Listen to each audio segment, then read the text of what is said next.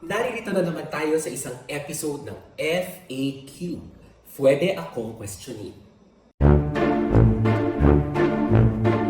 Isa ang misinformation sa pinakamalaking isyong kinaharap ng bansa sa mga nagdaang eleksyon. Simula noong 2016, paunti-unting nag-issue ang COMELEC ng mga regulasyon upang matugunan ito. Ngayong taon, nagpatupad ang COMELEC ng mas komprehensibong resolusyon na naglalayong paigtingin ang laban kontra misinformation at disinformation. Sa COMELEC Resolution number 11064, itinatag ang Task Force Katotohanan, Katapatan at Katarungan sa Halalan o ang Task Force KKK.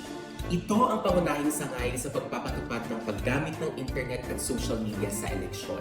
Ikaw, anong papel mo?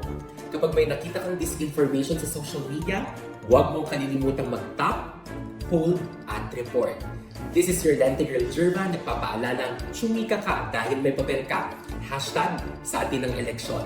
See you sa next video!